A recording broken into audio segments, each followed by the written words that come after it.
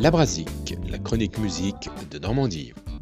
Bonjour Marion. Bonjour Jean-Luc. Bienvenue dans l'Abrasique, la chronique musicale abrasive de Normandie. Et aujourd'hui, nous allons parler de... La série documentaire Montre jamais ça à personne, co-réalisée par Clément Cotentin et Christophe Offenstein. dont voici un petit extrait. Orelsan, c'est mon grand frère.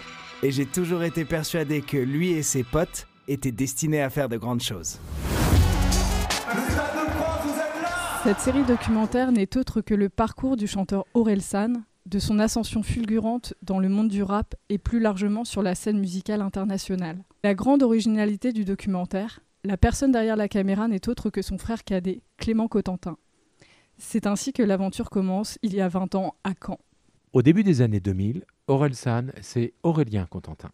Diplômé de l'école de commerce de Caen et pas motivé par ce que l'avenir lui propose, il trouve un job de réceptionniste de nuit dans un hôtel à Caen. Le jour, il rappe et traîne avec ses potes dans son appartement. Et quand ils sortent, il shoot dans des poubelles en voiture, joue au golf dans des tenues délirantes et squatte en ville.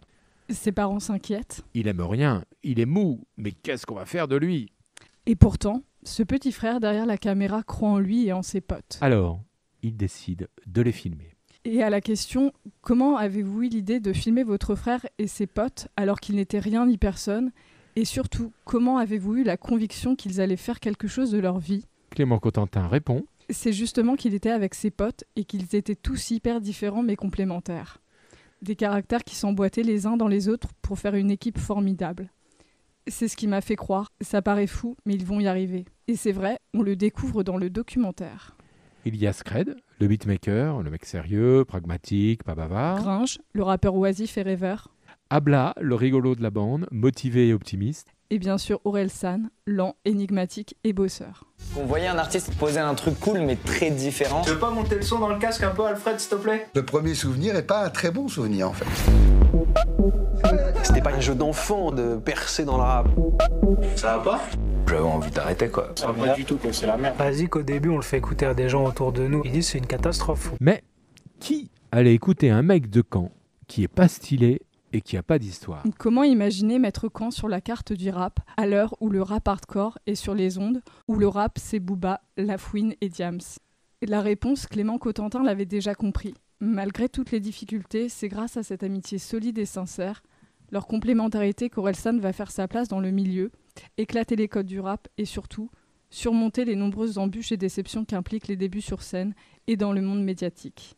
Avec plus de 3000 heures de rush sur 20 ans, Clément Cotentin a réussi à dresser le portrait non seulement de son frère et de sa fine équipe, mais aussi d'une jeunesse un peu perdue, où des illusions se mêlent avec un manque de repères. En incarnant son propre personnage de mec moyen, empreint d'autodérision, Orelsan a séduit des millions de fans par sa sincérité et ses revendications. Un parcours incroyable et fascinant pour la série documentaire Montre jamais ça à personne. Par contre, je te préviens tout de suite, Ouais. Mais montre jamais ça à personne. bah oui. Je voulais trouver le secret pour réaliser ses rêves. 20 ans plus tard, je suis prêt à le partager.